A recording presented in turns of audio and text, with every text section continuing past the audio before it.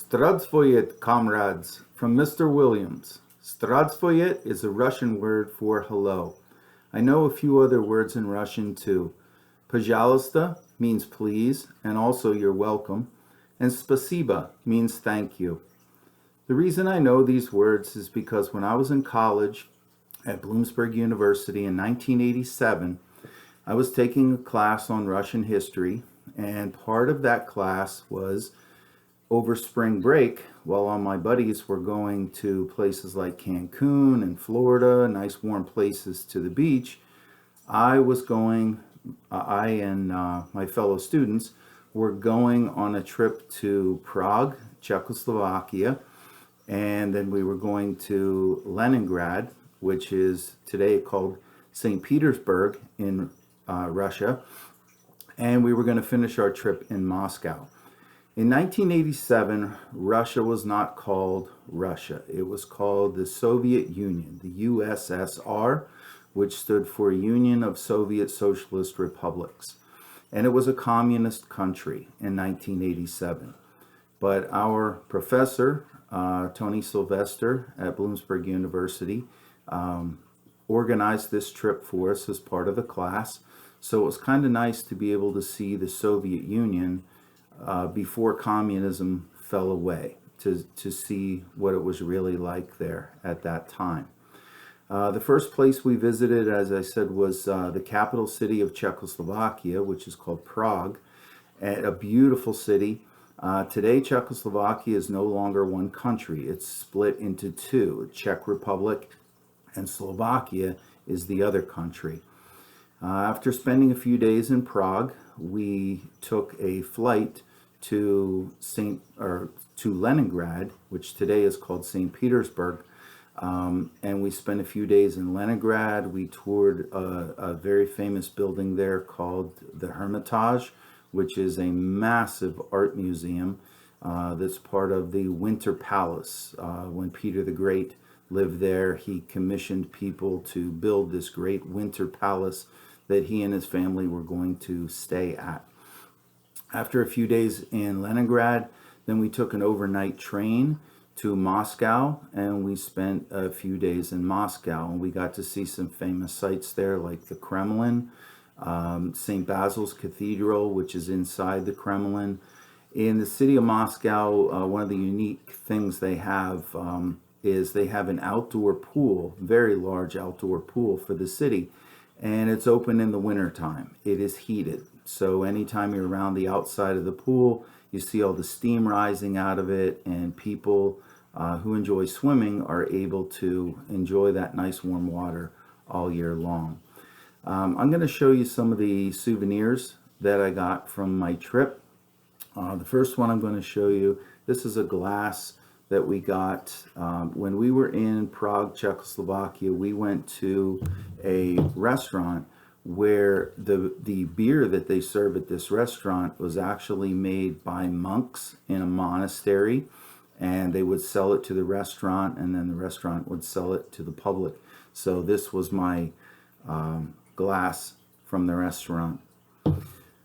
The hat on top of my head is called an ushanka. The ushankas are worn by the Russian people. This one is made out of rabbit fur. It's real rabbit fur. You can wear it with the flaps up, or you can untie it and bring the flaps down when your ears get cold, and you can tie it under your chin. Back in my early days of teaching, when I was the ski club advisor at the school, when I was young and foolish and did not wear a helmet when I skied or snowboarded, I wore this hat a lot because it's the warmest hat I've ever had on my head. When those flaps are down over your ears, I don't care how cold it is, my ears stay nice and warm. My head is actually sweating right now because it is so warm. Behind me, you'll see a Russian flag. It has I'll try and point to it here, the hammer and sickle symbol for communism, and it has a little star up there.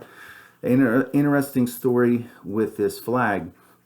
A buddy of mine, Scott Zduniak, and I, one evening, we went to, our hotel was right across the street from the Kremlin, And we went to the Kremlin, the Russian word for fortress, and we're walking around Red Square. And we were standing outside St. Basil's Cathedral, and we met a couple of young Russian kids. We were kids too, college kids. They were about our age, and we found out they spoke English, and they struck up a conversation with us. And as we talked to them over a good deal of time, they asked us if we wanted to buy any Russian goods. And we had heard about this before we got to Russia, that there are people in Russia that would sell you things in the back alleys of the cities, and you could buy these Russian-made goods on what's called the black market. So we were kind of curious what they had to sell. And that is where I got my Ushanka. I bought this rabbit fur hat for only $10 on the black market. I bought, or actually traded for the flag behind me. I traded a rock and roll t-shirt. My favorite band at that time was a band called Van Halen, and I had a Van Halen t-shirt. And the Russian kids were always infatuated with American music, and they were familiar with the band Van Halen, so I gave them a t-shirt that I had, and they gave me the flag to take home as a souvenir. Another souvenir I have here is a statue of the man who started the Soviet Union as a communist country in 1917. His name is Vladimir Ilyich Lenin, and they remained a communist country from 1917 all the way up until the late 1980s, early 90s. When they went through a period of restructuring and they changed their government. But his face and his bald head are very recognizable. There were statues of him everywhere in the country, because when I was there, they were still a communist country, and he is the guy that was responsible for bringing communism to the country. So his image was everywhere. Another little trinket I have that's kind of famous for Russia, these are called Matryoshka dolls, or also known as nesting dolls. And this particular one breaks down into several different pieces. There are 5 pieces here together.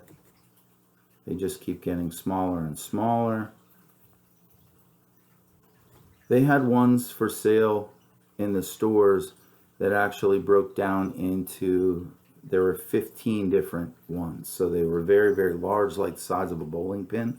But then this is the smallest one. So I got one that has 5 little Matryoshka dolls in it. Another thing that I got when I was in Russia, this is a Russian-made watch. And I've got a couple of pins here I traded for on the black market with those kids. One of the things that they enjoyed, but they could not get in Russia unless they traded illegally on the black market, was gum. They loved American gum, so I had lots of packs of gum with me.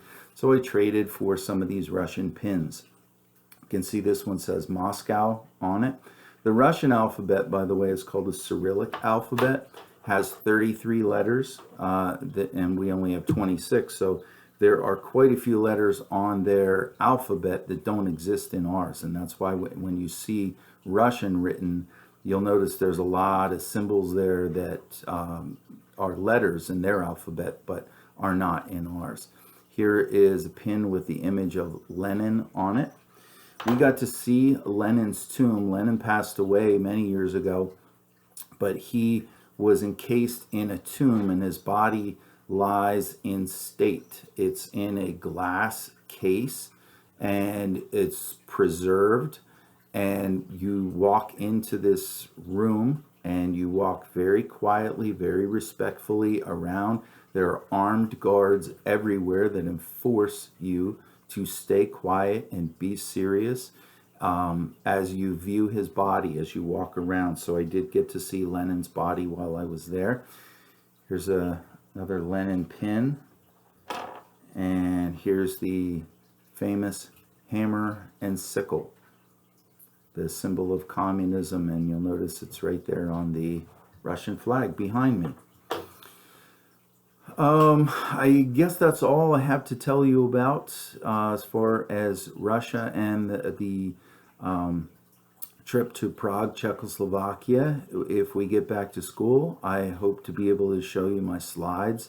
I have about 100 slides that I can show you of many more things that I got to see and experience on that trip. And I'll close with reminding you about the geography assignment, and that is to finish your 2 PowerPoints, your state PowerPoint, your European country PowerPoint, and please email those to me. They are due by April 14th, and I will close with the Russian word for goodbye, and that is "До свидания."